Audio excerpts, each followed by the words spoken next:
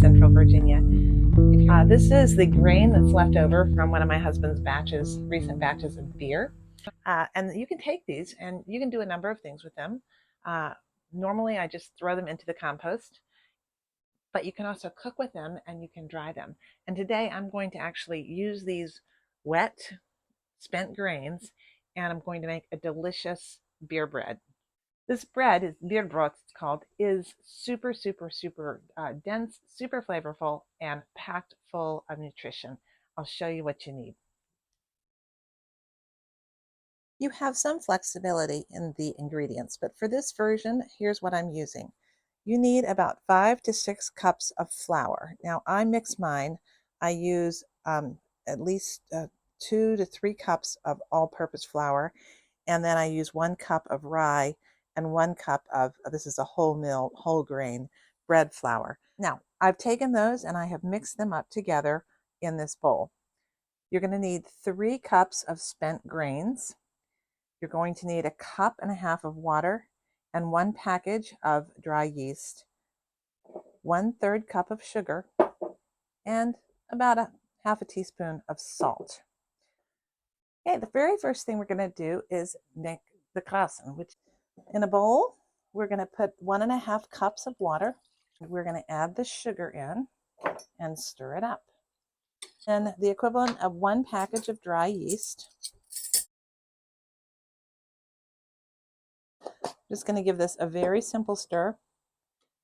And we're going to set this aside for about an hour. It's really going to get quite foamed up. Most yeast spreads, when you put on the yeast to proof the yeast, you're just putting it on for maybe 10 minutes. But this you let sit longer, and it really is going to start to get quite frothy and foamy, and then you'll add and mix up the dough. Right. Now it's time to take the bread and put it all together. I will warn you that this is a very sticky dough. You're going to get a little bit messy. I like to add this in kind of bit by bit, mixing it in like this. You can see the spent grains going in. Add more spent grains in.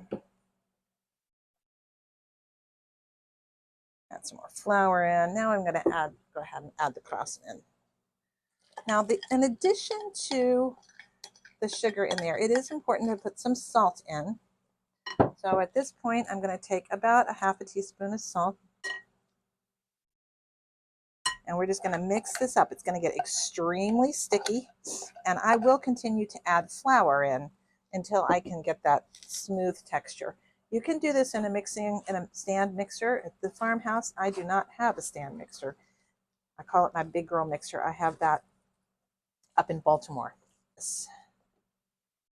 All right.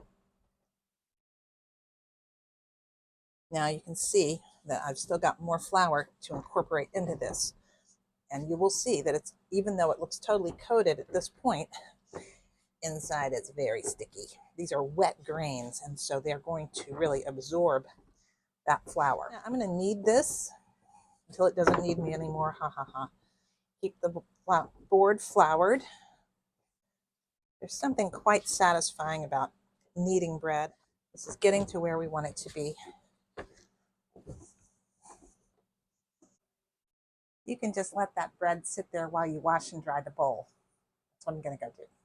Just a little oil on there. Use my little dusty paper towel. Now you just take your dough, and I'm going to give it a whirl around. Take a nice clean towel, and you're going to set this in a warm spot for until it doubles.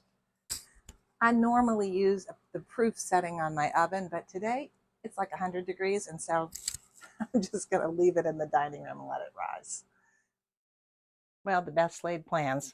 I did a little video on punching it down and shaping it, and then I realized this one wasn't on. I have shaped the dough. I've broken it into 2 parts. I have shaped it into 2 loaves.